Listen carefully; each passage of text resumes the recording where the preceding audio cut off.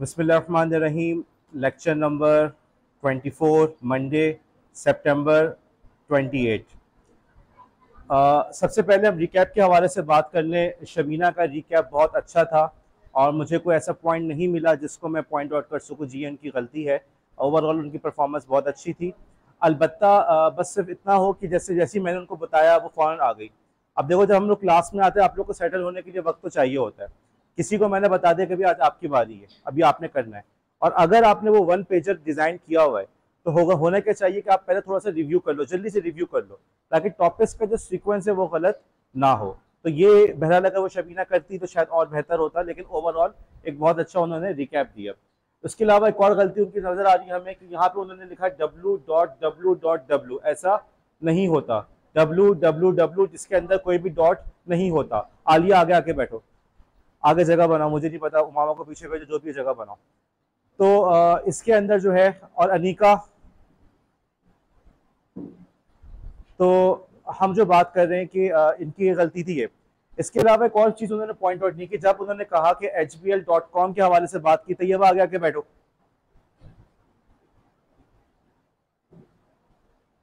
तैयबा कभी कभी आती, इसलिए उसको अपनी जगह ढूंढने में प्रॉब्लम हो रही है ना। यहाँ पे जब उन्होंने hbl.com वाली बात की तो देखो, इसके अंदर यहाँ पे एक्सप्लेन करना चाहिए था कि फॉन्ट पे डिपेंड करता है। एल और आई का जो फर्क है ये फॉन्ट के ऊपर डिपेंड करता है। यार क्या हो गया, गर्मी लग रही है? कुर्सियां लो, आगे आगे बैठ जाओ, यहाँ पे बैठ जाओ, कोई ऐसा मसला नहीं है। इधर आ जाओ, वहां इधर आ जाओ, आगे आ जाओ।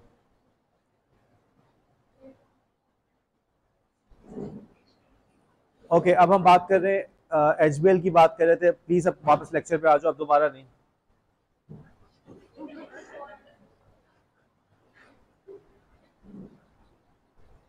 यार गजब हो जाता तुम लोग को उठाना। अब्दुल रहमान इधर आओ, चेयर आगे लेकर आओ, इधर आगे बैठो, कुछ नहीं होगा, इधर आगे बैठो। आज की रिकॉर्डिंग बहुत मजे की होने वाली है। और मामा आ जाओ, एक और चेयर फारिग है, आ जाओ, चेयर मौजूद है, आ जाओ।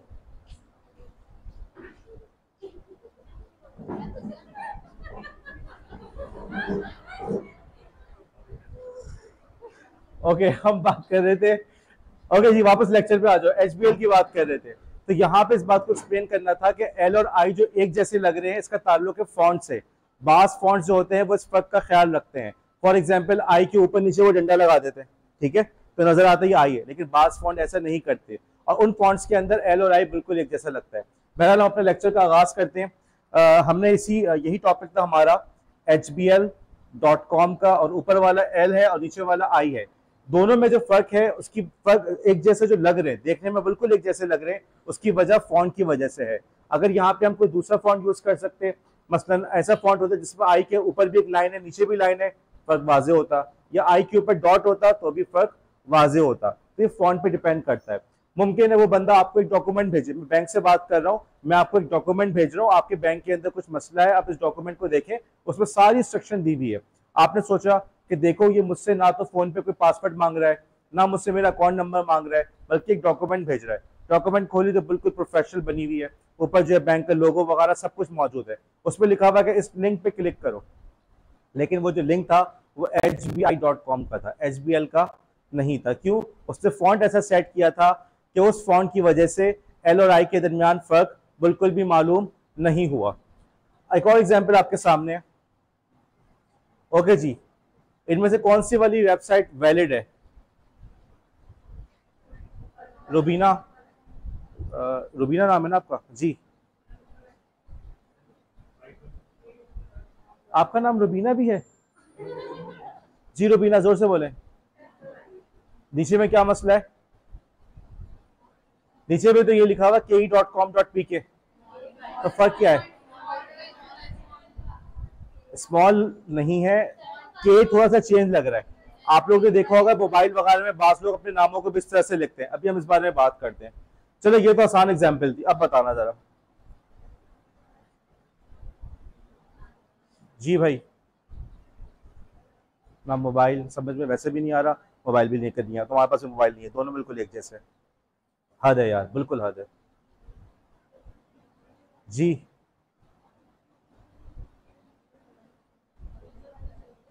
स्लाइड का है? हाँ जी, दोनों में क्या फर्क है, कौन से वाले ऑथेंटिक लग रही है? दोनों बिल्कुल सही है। कौन कह रहा है ऊपर जो है, ओके लेट्स से वो ऊपर जो है वो ए है, नीचे जो है बी है। एक ऑप्शन ए की कौन कौन हिमायत कर रहा है? ठीक है, और ऑप्शन बी की? आप लोग बताओ तो दोनों, या बिल्कुल ऑप्शन सी ये है कि दोनों सही हैं? ऑप्शन सी ये है कि दोनों सही हैं। ए बी सी किस पे क्लिक करना है? सब गलत है। जो बी है, जो ए था वो सही था और बी गलत है। अब आप कहेंगे सर ये कैसे हो गया? देखो एक बात को समझो कि कंप्यूटर के अंदर जिन कैरेक्टर्स को हम लिखते हैं, इसका पूरा सिस्टम जो बना हुआ है उसका नाम है यूनिकोड। उस यूनिकोड ही की वजह से आप उर्दू में लिख पाते हैं, उसी की वजह से आप अरबी में लिख पाते हैं, उसी की वजह से आप अरबी में जो आराब लगाते हैं, हमजा के ऊपर जबर, तशदीद का निशान, ये सब कर सकते हैं। आप सिंधी में लिखना चाहते हैं, सिंधी की अपनी हुरूफ तहजी है, पुश्तो की अपनी है, बलोची की अपनी है, चाइनीज, कोरियन, दुनिया भर की तमाम जबानों की सपोर्ट जो आज कंप्यूटर में मौजूद है, आपके मोबाइल पे मौजूद है, उसके पीछे सारा का सारा कमाल किस चीज़ का है? यूनिकोड का। ठीक है, यूनिकोड के अंदर दुनिया भर के तमाम कैरेक्टर्स, तमाम के तमाम अल्फ़ाबेट्स उसके अंदर मौजूद है। दुनिया में जैसी ही जबान क्यों ना हो, ऊपर से नीचे लिखने वाली हो, जैसे जापानीज वगैरह में होता है, लेफ्ट टू राइट हो, राइट टू लेफ्ट हो, किसी के अंदर आराब आते हैं, हर चीज़ का उसने अपने उस यूनिकोड के अंदर ख्याल रखा है। लेकिन उसके साथ एक मसला ये शुरू हुआ कि जब दुनिया भर की ज़बानें जमा हो गई तो पता चला कि यार कुछ अल्फाज ऐसे हैं जो बिल्कुल मिलते जुलते हैं, कुछ हरूफ ऐसे हैं जो देखने में बिल्कुल मिलते जुलते हैं, अगरचे वो किसी और ज़बान से ताल्लुक़ रखते हैं। वो देखने में बिल्कुल इंग्लिश के लगेंगे लेकिन वो इंग्लिश के नहीं हैं। इसकी एक और मिसाल लो, जैसे सिंधी। सिंधी स्कूल के ज़माने में पढ़ी थी, याद है? अब सिंधी के जो हरूफ है उर्दू के हरूफ एक जैसे हैं या नहीं? ठीक है, लेकिन फ़र्क होता था नुक्तों का, हाँ या ना? इसी तरीके से देखो, अरबी और फारसी या अरबी या उर्दू एक जैसी लगती है लिखने में? लगती है। लेकिन मुझे बताओ, अरबी में काफ होता है, उर्दू के अंदर एक और भी चीज़ है गाफ, क्या अरबी में है? लेकिन मिलता जुलता तो है ना। तो इसी तरीके से दुनिया के अंदर दूसरी और भी बहुत सारी ज़बानें हैं, रशियन हो गई, ओके, और ग्रीक हो गई, जिनके हरूफ बिल्कुल अंग्रेज़ी से मिलते जुलते हैं लेकिन वो अंग्रेज़ी या इंग्लिश नहीं है। यहाँ पे जो आपको नादरा ऊपर नजर आ रहा है, इसके अंदर जो ए ऊपर इस्तेमाल किया गया है वो है इंग्लिश का, लेकिन नीचे जो इस्तेमाल किया गया है वो इस्तेमाल किया गया है सिरिलिक लैंग्वेज का। ओके, इसके तलफ़ुज़ मेरा सही नहीं आ रहा, हालांकि मैं अभी तैयारी करके आया था, लेकिन बड़ा मुश्किल से वर्ड है। तो बहरहाल ये दूसरी एक लैंग्वेज है, उसका कैरेक्टर है। अब देखने में बिल्कुल एक जैसा लग रहा है लेकिन वो एक जैसा नहीं है। इस जैसे और भी कैरेक्टर्स होते हैं। अगर आप अगली स्लाइड में देखो, अगली स्लाइड के अंदर आपको नजर आ रहा है कि ऊपर जो है ए है, लेकिन नीचे देखो ए से मिलते जुलते तमाम कैरेक्टर्स आ रहे हैं, ऐसा है या नहीं? सी है तो नीचे सी से मिलते जुलते कैरेक्टर नजर आ रहा है, और ये के नजर आ रहा है आपको, के ऊपर के लिखा हुआ है इंग्लिश का और नीचे जो के है वो किसी दूसरी लैंग्वेज का है। तुम देखो इसी तरीके से मिलते जुलते अल्फाज, यानी ऐसे अल्फाज या ऐसे हरूफ जो देखने में बिल्कुल एक जैसे लगते हैं, उनके जरिए से वो आपको हैक करने की कोशिश करता है। जैसे आपने देखा ke.com.pk, अब के जो था ऊपर था वो इंग्लिश का था लेकिन नीचे वाला के दूसरी लैंग्वेज का था। इसी तरीके से और नादरा के अंदर आपने देखा कि उसने इतनी जबरदस्त उसको इस्तेमाल किया, इतनी जबरदस्त उसने एक मिलता जुलता हरूफ निकाला कि दोनों बिल्कुल देखने में बिल्कुल एक जैसे लग रहे और आपको उसके अंदर कोई फर्क पता नहीं चल रहा। अब इसकी कुछ वेबसाइट्स हैं, जैसे एक वेबसाइट है ये जो कहलाता है, जैसे यूनिकोड को उसने कन्वर्ट किया एस्की कोड के अंदर। तो देखो मैंने ऊपर वाला लिखा nadra.gov.pk, उसने कन्वर्ट किया तो मेरे सीधे हाथ पे भी क्या लिखा हुआ है? nadra.gov.pk। इसका मतलब है कि बिल्कुल यहाँ भी लेफ्ट पे भी अंग्रेजी के हरूफ थे और राइट पे भी अंग्रेजी के हरूफ है। अब देखे दूसरे वाले नादरा को जब मैंने लिखा तो देखो क्या आ गया, लेफ्ट पे वो हरूफ जो देखने में अंग्रेजी के लग रहे हैं और राइट पे जो है उसने कुछ और ही चीज लिख दी। ऐसा है या नहीं? इससे पता चला कि भाई वो अंग्रेजी का लेटर ए नहीं था, वो किसी दूसरी लैंग्वेज का था। यूनिकोड के अंदर दुनिया भर के कैरेक्टर्स शामिल है, दुनिया भर के हरूफ, दुनिया भर की जबानों की लैंग्वेजेस के हरूफ, उनके निशानात शामिल है। आपके जो कुरान के अंदर निशान होता है ना, जैसे आइन का निशान होता है रुकू के लिए, आयत के लिए गोल दायरा बना हुआ होता है, वो निशानात भी यूनिकोड में शामिल है। लेकिन तुम इससे अंदाजा लगाओ कि ये सारे निशानात आपस में मिलते जुलते भी तो होंगे। जो कुरानी आयत के लिए जो गोल दायरा होता है वो और ओ देखने में एक जैसा है या नहीं? लोग इस तरीके से आपको धोखा दे सकते हैं कि आपको लगे कि ये चीज कहाँ से आई है, अंग्रेजी हरूफ से या अंग्रेजी से, लेकिन वो हुआ हो किसी और लैंग्वेज से उसने लिया हो। जिसकी सबसे अच्छी मिसाल हमारे सामने के की थी कि देखने में बिल्कुल के लग रहा था लेकिन वो के नहीं था, देखने में बिल्कुल एग्जैक्टली ए लग रहा था लेकिन वो ए नहीं था। तो लोग आपको इस तरीके से भी हैक कर सकते हैं। इससे बचने का सबसे आसान तरीका, अपने मोबाइल वगैरह पे जो आप कस्टम फॉन्ट्स वगैरह इंस्टॉल करते हैं वो ना करें। तो डिफॉल्ट फॉन्ट्स है, रोबोटो फॉन्ट होता है एंड्रॉइड के अंदर, उसी को यूज करें। इसके अलावा यूआरएल वगैरह के अंदर ब्राउजर भी आपको खुद गाइड कर रहा होता है कि भाई ये है अलग है। लेकिन तुम्हें यहाँ पे बताने का मकसद क्या है कि अटैक वेक्टर इस तरीके से भी अटैक किया जा सकता है। ये भी तरीका है जो तुम्हारे वहमो गुमान में भी नहीं होगा, इस तरीके से भी लोग इसको तुम्हें अटैक कर सकते हैं। अब उसके बाद फिर हमने बात शुरू की थी, सबसे पहले हमने बात की थी कि भाई अंग्रेजी के अंदर जहाँ पे भी किसी चीज से मुताल्लिक़ चीजें अशिया पड़ी हो, वेयर का वर्ड अमूमन यूज होता है। ग्लास की दुकान है, ग्लास का सामान है वहां पे, तो ग्लास वेयर आ गया। कहीं पे कुकिंग का सामान है तो उसके लिए कुकिंग वेयर आ गया। यहीं से कंप्यूटर के लिए उन्होंने हार्डवेयर का वर्ड उठाया कि भाई अगर आपके पास जो है कंप्यूटर के मुताल्लिक़ का सामान जिसको आप हाथ लगा सकें, फिजिकल जो कंपोनेंट्स है, फिजिकल कंपोनेंट्स, उसके लिए उन्होंने वर्ड यूज किया हार्डवेयर का। और वो चीजें, अब देखो यहाँ पे भी शबीना की गलती थी, वो चीजें जो कि आप जिनको सॉफ्टवेयर, वो एप्लीकेशंस, वो प्रोग्राम्स जिनको आप हाथ नहीं लगा सकते लेकिन वो कंप्यूटर में चल रहे हैं, उन्हें कहते हैं सॉफ्टवेयर। इसके अंदर आपकी डॉक्यूमेंट्स, आपकी इमेजेस नहीं आते।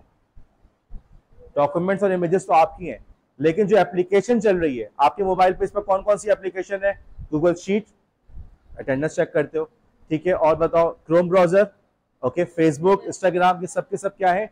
एप्लीकेशन। ये किस में आता है? सॉफ्टवेयर में आएगा, ठीक है। इसके सब सॉफ्टवेयर का नाम लिया जाएगा तो इसका कहेंगे ऑपरेटिंग सिस्टम। जो है कौन सा ऑपरेटिंग सिस्टम है मोबाइल पे? एंड्रॉइड। मोबाइल पे एंड्रॉइड चल रहा है ना, सबको पता ना एंड्रॉइड। एंड्रॉइड कंप्यूटर पे, लैप पे कौन सा चल रहा है? विंडोज चल रहा है। ये भी चीजें किस में आती हैं? सॉफ्टवेयर के अंदर, ठीक है। लेकिन जो आपकी डॉक्यूमेंट्स है, आपके जो इमेजेस है, उसको सॉफ्टवेयर के लिए, सॉफ्टवेयर की कैटेगरी में वो चीजें नहीं आते। वो तो आपकी एक मतलब आपकी डॉक्यूमेंट्स है, आपकी फाइल्स है, आपका डेटा है, उसको डेटा कहेंगे, उसको सॉफ्टवेयर नहीं कहते। एप्लीकेशन से ध्यान में रखना, अगर तुम्हारे मोबाइल पे तुम इंस्टाग्राम पे तस्वीर अपलोड कर रहे हो तो इंस्टाग्राम को तुम ऐप कहते हो ना, ऐसा है या नहीं कि अपनी तस्वीर को भी ऐप कहते हो? तो जहन में रखना, जिस चीज को तुम ऐप कहते हो वो चीज सॉफ्टवेयर है, ठीक है। और इसी तरीके से जो ऑपरेटिंग सिस्टम है, एंड्रॉइड, आईओएस, आईफोन पर आईओएस चल रहा होता है, आपके कंप्यूटर वगैरह पे विंडोज चल रहा है, मैक चल रहा है, लिनक्स है, ये सब के सब ऑपरेटिंग सिस्टम है, ये भी किस में आते हैं? सॉफ्टवेयर के अंदर। तो यहाँ से हमने बात शुरू की, हमने बात की कि मेलवेयर के हवाले से हमने बात शुरू की कि भाई मेलवेयर भी एक चीज होती है। अंग्रेजी के अंदर मेल के प्रीफिक्स के साथ किसी भी वर्ड के साथ लगा के उसका नेगेटिव मीनिंग देने की कोशिश की जाती है। मेल न्यूट्रिशन, खराब न्यूट्रिशन का होना, इसी तरीके से मेलिशियस, खराब नीयत का होना, खराब, और मेल प्रैक्टिस आपने या मेल फंक्शन का होना, किसी चीज का खराब हो जाना।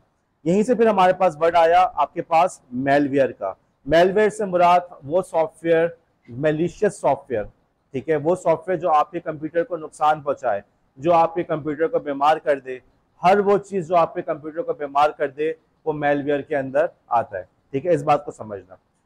अब मेलवेयर के अंदर भी बहुत सारी टाइप्स हैं। आपका बच्चा जो है वो मुख्तलिफ वजूहात से बीमार हो सकता है, उसको बुखार भी हो सकता है, उसको फ्रैक्चर भी हो सकता है, उसको कोई चोट भी लग सकती है, जख्म भी लग सकता है, और मुमकिन है मेंटल इश्यूज भी हो सकते हैं। तो स्कूल में गया, कॉलेज में गया, किसी ने उसको बाथरूम में बंद कर दिया, वापस आया तो उसके साइकोलॉजिकल इश्यूज होकर डर गया, खौफजदा हो गया। तो ये चीज़ें क्या है कि ये तमाम चीज़ें जो है उसको बीमार कर सकती हैं।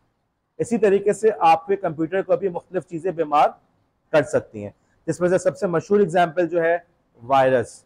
ये वो वर्ड है जो आप हर जगह यूज़ करते आ रहे हैं, वायरस। वायरस से मुराद वो प्रोग्राम जो किसी भी आपके फाइल वगैरह से अटैच हो जाता है और उसके बाद जो है वो रेप्लिकेट करता है।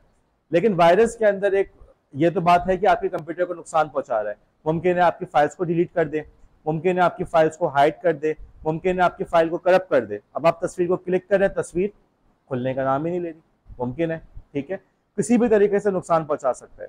अलबत्ता वायरस के अंदर ये होता है कि जब आप उसको रन करते हैं तभी चलता है। आपने किसी चीज पे क्लिक किया, उसने चलना शुरू किया, ऐसा नहीं कि खुद ब खुद चल जाए। ओके, बिल्कुल ऐसे समझ लो कि जैसे एक ऐसा चोर है कि दरवाजा खोलेंगे तो अंदर दाखिल होगा, अगर आपने दरवाजा नहीं खोला तो उसको घर के अंदर दाखिल होने का मौका नहीं मिलेगा। तो वायरस के अंदर आप ये बात समझ लो कि कोई फाइल होगी जिसपे आपने क्लिक किया होगा, तभी वो आपके पास जो है वो चलना शुरू हुई। आपने यूएसबी लगा दी, और यूएसबी में अमूमन सेटिंग ये होती है कि जैसे यूएसबी लगाए वो फौरन खुल जाती है, उसकी फाइल्स खुल जाती हैं। तो पता चला कि आपने ऐसी कोई यूएसबी लगाई और फौरन चल पड़ी और साथ में आपके कंप्यूटर को उसने इन्फेक्ट करना शुरू कर दिया। ये वायरस के अंदर एक मतलब खुसूसियत हमें नजर आई। फिर हमने कहा कि वायरस की एक एग्जाम्पल है, example not type, brain virus. और ये पहला वायरस था जो कंप्यूटर्स के लिए, पीसीस के लिए बनाया था, आईबीएम पीसीस के लिए 1986 के अंदर। बनाने वाले दो भाई थे, बासित अलवी, अमजद वलवी। इनकी डॉक्यूमेंट्रीज आप लोग को असाइनमेंट में मिल चुकी है, आप लोग उसको देखें और उम्मीद है उससे आपको बैकग्राउंड मिलेगा।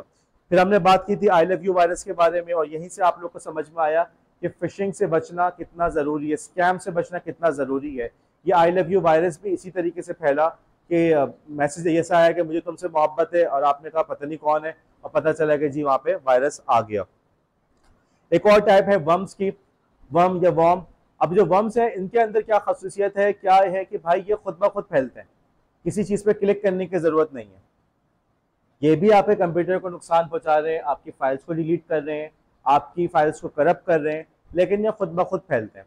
अब यहाँ पे आप कह सकते हैं दोनों का फर्क जो है बिल्कुल नुमाया है। एक सवाल भी था मेरे पास, आयशा का सवाल आया था कि सर वायरस और वर्म्स में क्या फ़र्क है, तो भाई इसी चीज़ का फ़र्क है। वायरस के अंदर आपको क्लिक करना पड़ रहा है, चलाना पड़ रहा है, तो वो उसको खुलने का चलने का मौका मिल रहा है, ओके। जबकि उसके मुकाबले में जो वर्म्स है वो ऑटोमेटिक है, खुद ब खुद चलते रहते हैं, खुद ब खुद घूमते रहते हैं। अब आप कह सकते हैं कि सर इसके ज़रूरत क्या पड़ी अलग अलग पढ़ने की, वो भी कंप्यूटर को नुकसान पहुंचा रहा है, ये भी कंप्यूटर को नुकसान पहुंचा रहा है। तो भाई आपको पता होना चाहिए कि किस किस तरीके से आपको नुकसान पहुंचाया जा सकता है।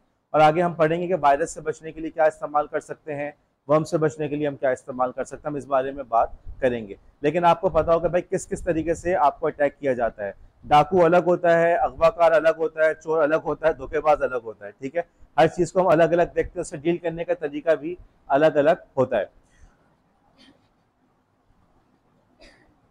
उसके बाद एक टॉपिक है हमारा बड़े मजे का, जो कि इसका नाम है ट्रोजन हॉर्स, ठीक है। अब ट्रोजन हॉर्स से पहले मैं थोड़ी सी कहानी सुनाता हूँ, और एक कहानी की एक फिल्म है जिसका नाम है ट्रॉय। ये फिल्म जो है ये आई थी 2004 के अंदर। ब्रैड पिट, एरिक बाना, बड़े मशहूर हॉलीवुड के एक्टर्स हैं, बहुत अच्छे एक्टर्स हैं। और ब्रैड पिट की तो इसके अंदर पीक परफॉर्मेंस है, उसकी कैरियर की बेहतरीन फिल्मों में समझा जाता है। तो मशवरा है कि आप लोग इस मूवी को देखें और देख लें, अपनी मर्जी है, आप लोग कहेंगे। आप लोग को चाहिए बहरहाल अच्छी मूवीज वगैरह देखनी चाहिए, जिनसे आपकी मतलब बहुत फायदा होता है, बहुत कुछ देखने को एक्सपोजर मिलता है। तो अच्छी क्वालिटी मूवीज हैं, नॉट इंडियन मूवीज। मैं कभी भी इंडियन मूवीज पसंद नहीं आई, इक्का दुक्का कोई अच्छी निकल आती है, वरना अमूमन बस ऐसी होती है। हॉलीवुड वगैरह की मूवीज का मेयार बेहतर है, स्पेशली जो पुरानी थी। तो ट्राई एक अच्छी मूवी, उसको देखें। असल में ये एक जैसे हमारे यहाँ रुस्तुम और सोहराब का किस्सा सुना है, लैला मजनू का किस्सा सुना है। मतलब अब ये किस्से क्या है, पुराने किस्से चले आ रहे हैं, ठीक है, और चले आ रहे हैं, और हम उसको अपने लिटरेचर का हमारा हिस्सा बन चुके हैं, हमारे मुहावरे का हिस्सा बन चुके हैं। तो रुस्तुम और सोहराब, उस पर फिल्में भी बनी हैं, लेकिन ये बहुत पुरानी स्टोरी है। लैला मजनू हमारे आम जबान में भी इस्तेमाल होता है, लेकिन इस पर भी मूवीज़ वगैरह बनी है। तो इसी तरीके से ये जो कहानी है ना, ये भी एक ऐसी ही बहुत पुरानी कहानी के ऊपर बेस किया गया है। और कुछ और लोगों का ये ख्याल है, बाज़ हिस्टोरियंस का ख्याल है कि ये वाक़तन ऐसा हुआ था। हुआ यह था कि समंदर के किनारे एक शहर आबाद था, उस शहर का नाम था ट्रॉय। ग्रीक्स जो थे उस वक्त की बहुत बड़ी ताकत थे, बहुत बड़ी ताकत। तो उनका किसी बात पे इख्तलाफ हुआ, मूवी देखेंगे तो समझ में आ जाएगा इख्तलाफ किस बात पे हुआ था। इख्तलाफ हुआ, उन्होंने ग्रीक्स ने ट्रॉय पे अटैक करने के लिए आए, और एक बहुत बड़ा बहरी बेड़ा लेकर पहुंचे। बेतहाशा कश्तियाँ थी, बेतहाशा फौज थी, उस सबको लेके वो पहुंचे। लेकिन पता चला कि जो ट्रॉय शहर है उसके चारों तरफ बड़ी ज़बरदस्त किस्म की उन्होंने दीवारें तामीर की हुई थी, ओके। और ग्रीक्स जो है उनको शहर के अंदर दाखिल होने का मौका नहीं मिल रहा था। अब हुआ क्या कि ट्रॉय वाले जो है वो अपने शहर के अंदर से बैठ के तीर बरसा रहे हैं, लेकिन वो इतने सारे थे ग्रीक्स के, कितनों को मारोगे। और ग्रीक्स जो थे वो शहर में दाखिल होना चाह रहे थे लेकिन दीवारें इतनी मजबूत थी कि उनको अंदर दाखिल होने का मौका नहीं मिल पा रहा था। तो ये पूरा का पूरा जो था ट्रॉय शहर के ऊपर हमले की। अच्छा, ट्रॉय शहर में रहने वालों को क्या कहते हैं, ट्रोजन। जैसे बस होता, जगह जगह के नाम होते, पाकिस्तान में रहने वाले पाकिस्तानी। तो उस जमाने में जो लैंग्वेज थी, उस जमाने में इंग्लिश तो नहीं थी, तो उस जमाने की लैंग्वेज के अंदर जो ट्रॉय शहर के रहने वाले थे उनका नाम था ट्रोजन, ठीक है। तो जी अब ग्रीक्स दाखिल होना चाह रहे हैं, ट्रोजन्स जो है उनको रोक रहे हैं कि ट्रॉय शहर की हमने हिफाजत करनी है। इस पूरे मामले के अंदर कितने साल गुजर गए आपके ख्याल में, अंदाजन 10 साल। 10 साल तक वो लोग वहां पे मुहासरा लेके बैठे हुए हैं। 10 साल तक मुहासरा करके बैठे हुए कि ना हम शहर को फतह करेंगे। अब वो भी कहते हैं हम तुम्हें फतह नहीं करने देंगे। तो आपस में जो है ना बिल्कुल एक स्टेलमेट हो गया, ना वो अंदर दाखिल हो पा रहे, और लेकिन जो ट्रोजन्स है वो उनको भगाने में भी कामयाब नहीं हो रहे। 10 साल गुजर गए। अब उनमें से किसी एक शख्स के जहन में आइडिया आया। उसने कहा कि यार ये जो ट्रोजन्स है ना, ये जिस खुदा की पूजा करते हैं वो खुदा समंदर का भी है, घोड़ों का भी है और जलजलों का भी है। अब आप बोलेंगे घोड़ों का खुदा, तो भाई आज के दौर में घोड़े आप लोग को सिर्फ बारात वगैरह में नजर आते हैं, लेकिन ये वो दौर था जब घोड़े जो थे वो एक मिलिट्री पावर की अलामत समझे जाते थे। कोई वजह है ना कि कुरान के अंदर बाकायदा जो है घोड़ों का जिक्र आया है, वल आदियाती ज़बहा, क्यों जिक्र आया? तो घोड़ों की बहरहाल एक अहमियत है। उन्होंने ये किया कि घोड़े का एक बहुत बड़ा सा मुजस्मा बनाया, बहुत बड़ा मुजस्मा। अगर आप स्लाइड को देखें तो घोड़े का उन्होंने एक बहुत बड़ा सा मुजस्मा बनाया और उसको शहर के बाहर छोड़ के चले गए। अब जब ट्रोजन सुबह सवेरे उठे, उन्होंने देखा कि यार ग्रीक्स तो जा चुके हैं, पूरा साहिल खाली पड़ा हुआ है, 10 साल से नाक में दम करके रखा हुआ था, अब चले गए। और जाते जाते एक बड़ा सा घोड़े का मुजस्मा भी छोड़ के गए। उन्होंने सोचा कि यार ये हमें खुदा ने कामयाबी दी है। और जो ग्रीक्स हैं उन्होंने ये खुदा का जो मुजस्मा है घोड़े की शक्ल में, वो हमारे खुदाओं को अकीदत में बनाया। उन खुदाओं की अकीदत में उन्होंने ये घोड़ा बना के गए, ये हमारे लिए, ये हमारे खुदा के लिए बना के गए। तो वो बड़े दरवाज़ा खोल देते अपने शहर का और खूब ज़बरदस्त तरीके से जश्न मनाते हैं। फिर उस घोड़े को खींच के, इतना बड़ा घोड़ा होता है, उसको खींच के बाकायदा अपने शहर के अंदर लेकर आते हैं। तो 10 साल तक का जो मुहासरा था, 10 साल की जंग थी, वो बेहतरीन तरीके से ख़त्म हो गई। ना सिर्फ ये कि ख़त्म हुई, आपका दुश्मन चला गया, बल्कि आपका दुश्मन जो है वो आपके खुदा के लिए कुछ जो उसका मुजस्मा भी बना के गया। मतलब यूँ समझें कि जैसे अगर मुसलमानों पे हमला हो, दुश्मन जाते जाते मस्जिद बना के चला जाए, तो आप कहेंगे ना कितनी बड़ी कामयाबी है, ऐसा सबक सिखाया, भागने पे भी मजबूर कर दिया और अपनी मस्जिद भी बनवाई हमने। ठीक है, तो जश्न मनाते रहे खूब, जो खाना पीना और जो पीना पिलाना सब कुछ हुआ। रात को जो है सो गए। पता चला कि उस घोड़े के अंदर दुश्मन की फौज बैठी हुई थी, दुश्मन की फौज के कमांडोज बैठे हुए थे। नॉट सारे तो नहीं आएंगे जाहिर है, उसमें कमांडोज बैठे हुए थे। रात को वो घोड़े से बाहर निकले, जितने मुहाफिज थे सबको उन्होंने खामोशी से कत्ल किया और जाके उन्होंने दरवाजे खोल दिए। अब जो ग्रीक्स थे वो गायब नहीं हुए थे, वो साहिल से दूर होकर थोड़ा सा आगे चले गए थे। वो खट से उन्होंने सिग्नल दिया, वहां से वापस आ गए और रातों रात वो शहर जो 10 साल तक जो है पता नहीं हो पा रहा था। 10 साल, यार अंदाजा लगाओ। ठीक है, तुम लोग एक साल में 2 सेमेस्टर होते हैं, तो 10 साल में तुम लोग कितने सेमेस्टर पढ़ लोगे? अंदाजा लगाओ, 20 सेमेस्टर तुम्हारे, और डिग्रियां कितनी तुम लोग की डिग्रियां जमा हो जाएंगी इतने सालों में। तो 10 साल के, अरे बच्चा बड़ा हो जाता है। 10 साल, अगर एक बच्चा आपका पैदा हुआ तो 10 साल के अंदर वो बच्चा बड़ा हो गया, तो बच्चा कह रहा होगा कि जब मैं पैदा हुआ था और अब मैं बड़ा हो गया, तो ये सब मैं ग्रीक्स बचपन से देखता आ रहा हूँ। तो 10 साल पुरानी जंग खत्म हो गई, वो तो खुश थे। पता चला कि वो काम जो 10 साल में नहीं हो सका, वो एक रात में हो गया। किस तरह से कि वो ट्रोजन जो हॉर्स था उसको अपने अंदर लेकर आ गए थे, अपने शहर में लेकर आ गए, और वहीं से उसके अंदर दुश्मन की फौज थी और उसने जाके पूरे शहर पे कब्जा कर लिया और रातों रात वो पूरा शहर तबाह कर दिया। ठीक है, और आज उस शहर के आसार मिलते हैं। मतलब तुम अंदाजा लगाओ कि वो शहर कितना रिच होगा, कितना अमीर, कितना दौलतमंद शहर होगा, कि उन्होंने इतनी मजबूत दीवारें तामीर कराई थी कि जी वो 10 साल तक जो है हमला बर्दाश्त करती रही। उन्होंने उन दीवारों पे आग भी लगाई, तो दीवारों पे उन्होंने बड़े बड़े चट्टाने भी फेंकी, उसको मुख्तलिफ तरीके से तोड़ने की कोशिश की, लेकिन दीवारों को तोड़ नहीं पाए। लेकिन एक गलती की वजह से रातों रात पूरा का पूरा मसला, पूरा का पूरा शहर तबाह हो गया। और आज मौरखीन की में, हिस्टोरियंस में इख्तलाफ होता है कि यार ये शहर था भी या नहीं, उसके आसार ही मिट गए।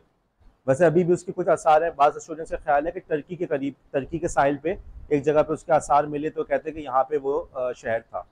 तो हुआ क्या, अंदाजा लगाओ, जो चीज़ 10 साल में नहीं हो सकी वो एक रात में हो गई। किस वजह से? उन्होंने खुद ही अपने दुश्मन को अंदर लेकर आए। यहाँ से समझ में आया था, यहाँ से फिर एक कॉन्सेप्ट आया ट्रोजन हॉर्स का। एक ऐसे शख्स को, एक ऐसी चीज़ को आप अपनी सफ़ों में खुद लेकर आए जो आपको नुकसान पहुँचाने वाला हो। आप समझ रहे हैं कि हमारा दोस्त है, हमारा साथी है, हमारा हमदर्द है, लेकिन वही आपको घर के अंदर से नुकसान पहुँचाए। ओके, आपके घर में लोग रहते हैं, किसी को भी नुकसान पहुँचाने का मौका नहीं मिल रहा। आखिर में आपने अपने कज़न को बुलाया, कज़न किसी दूसरे शहर से आए थे, आपने कहा ठीक है रात को हमारे घर पे स्टे कर लो। सुबह उठे तो पता चला पूरा घर जो है साफ़ हो चुका है। कज़न ने कहा कि जी मैं घर की सफाई कर दूँ थोड़ी सी, तो सफाई करके ले गए। अब इतने सालों में आपके वालिदैन ने तिनका तिनका जोड़ के पूरा घर बनाया, पैसे जमा किए, लेकिन सिर्फ एक गलत शख्स पे भरोसा करने की वजह से पूरा का पूरा घर सा खाली हो गया। और ऐसे किस्से अगर आप लोग न्यूज़ वगैरह फॉलो करें तो कैसे किस्से मिलते हैं कि जी वो घर के अंदर आके जो है उन्होंने सबको कत्ल करके चले गए। तो ये ट्रोजन हॉर्स की एग्जाम्पल है। एक ऐसा शख्स जिसको आप समझते बेज़रर है या मेरे फ़ायदे की चीज़ है, लेकिन असल में उसका आपको नुकसान पहुंचा रहा होता है। सॉफ्टवेयर में भी ऐसे ही होता है। आपने सॉफ्टवेयर इंस्टॉल किया, फॉर एग्जांपल आपने कहा कि जी फोटोशॉप इंस्टॉल करना है यार, फोटोशॉप के बगैर यार काम ही नहीं हो सकता, फोटोशॉप तो बहुत ज़रूरी है। आपने किसी ने कहा कि चलो यार फ्री सॉफ्टवेयर ले लो, मैं तुम्हें दे रहा हूँ, आपने इंस्टॉल किया, लेकिन पता चला कि उस सॉफ्टवेयर ने दरवाज़ा खोल दिया। अब उस दरवाज़ा खोल दिया तो वहाँ से वायरस भी आ रहा है, वहाँ से वर्म्स भी आ रहे हैं, वहाँ से रैंसमवेयर दूसरी चीज़ें भी आ रही हैं, या शायद वो आपका डेटा भेज रहा हो वहाँ पर। बात समझ में आई? तो ट्रोजन हॉर्स एक ऐसा सॉफ्टवेयर जो आपको बज़ाहिर लगे कि आपके फ़ायदे का है और आपके ज़रूरत का है, लेकिन वो आपके फ़ायदे का ज़रूरत का नहीं हो, उल्टा आपको नुकसान पहुंचा रहा हो। बात समझ में आई? उम्मीद है कि एग्जाम्पल ट्रोजन हॉर्स की जो कहानी है आप लोग के जहन से नहीं निकलेगी। और बहरहाल वो मूवी देख लें, बहुत अच्छी मूवी है।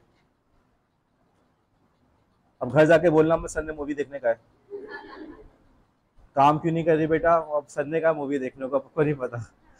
दूसरी चीज़ है रैंसमवेयर, एक ऐसा सॉफ्टवेयर जो आपके कंप्यूटर के अंदर तमाम फाइलों को इनक्रिप्ट कर दे। फाइलें आपके कंप्यूटर पर मौजूद हैं लेकिन आप उन फाइलों को इस्तेमाल नहीं कर पा रहे, पैसे दोगे तो हम तुम्हें फाइल का पासवर्ड देंगे, ये भी एक तरीका है। एक और चीज़ है जिसे कहते हैं स्पाईवेयर।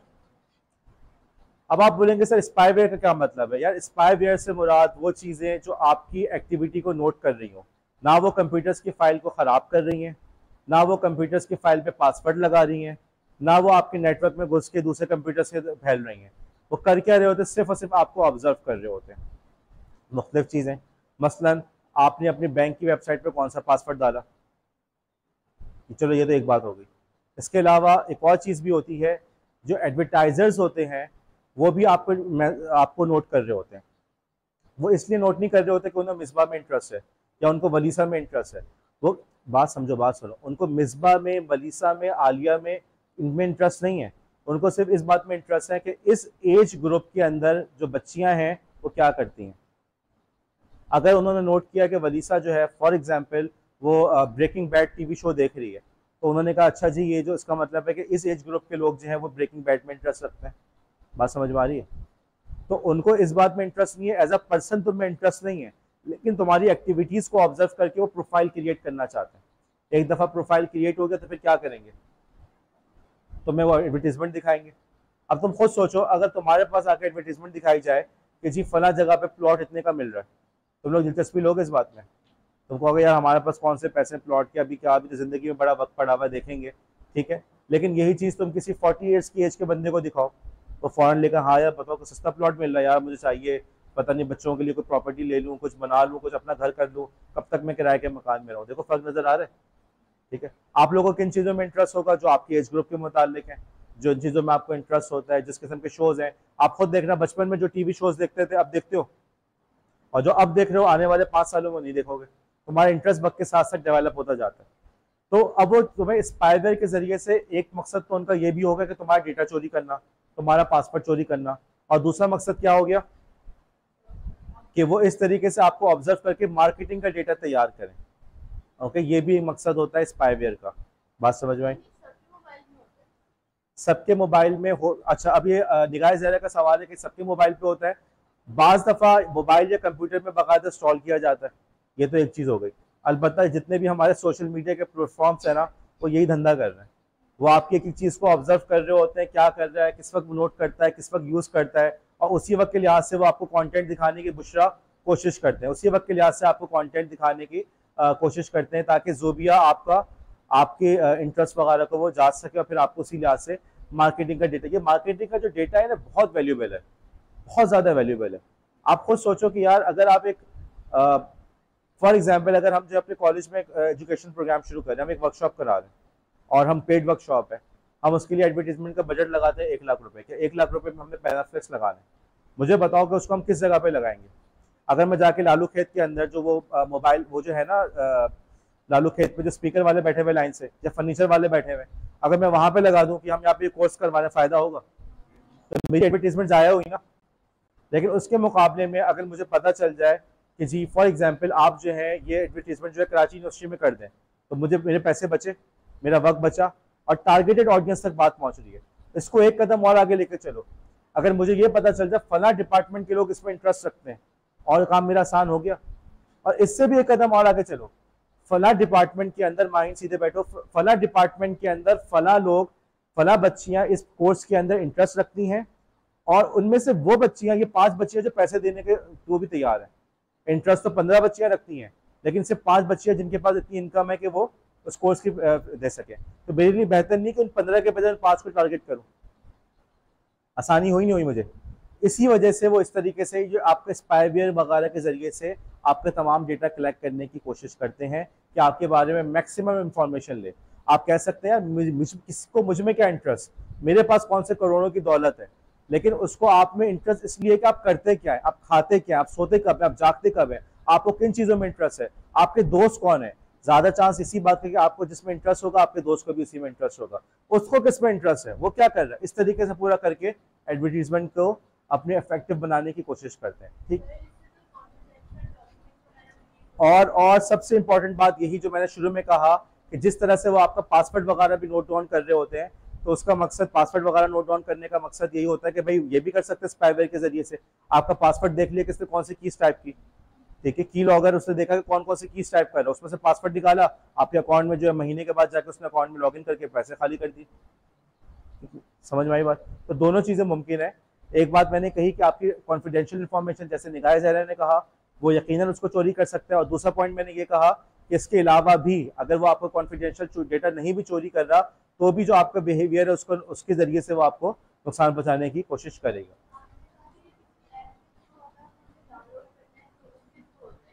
स्पाईवेयर जो है एक ऐसा, जो भी अब बात नहीं करना, बस अब हो गया, और हलीमा सीधे होके बैठो। तो स्पाईवेयर के बारे में निगाह ज़हरा का सवाल है कि किसी ऐप के थ्रू होता है। देखो जो इसका मेलिशियस वर्जन है वो तो ये समझो कि भाई आप गलती से कोई ऐसा सॉफ्टवेयर डाउनलोड करते हैं मोबाइल पे या डेस्कटॉप पे जो ये वाले काम कर रहा होता है, जो ये हरकत कर रहा होता है। बात समझ में आई।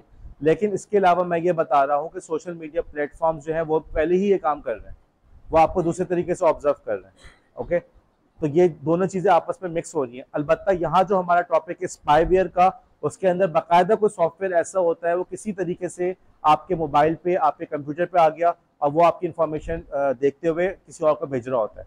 आपकी लोकेशन कहाँ पर है, क्या जा रहे हैं, आप खुद देखो। बाज़ दफ़ा आपको मोबाइल पे कोई चीज़ चाहिए होती है या वीडियो कन्वर्टर मिल जाए, या किसी ने कहा फला कैमरे की ऐप बहुत अच्छी, उसमें बड़े अच्छे फिल्टर्स हैं, आपने कैमरा की ऐप को इंस्टॉल किया, उसने 10 परमिशन मांगी, लोकेशन परमिशन भी चाहिए, कैमरा परमिशन भी चाहिए, तस्वीरों की भी चाहिए, आपने सोचे समझे बगैर सब दे दी।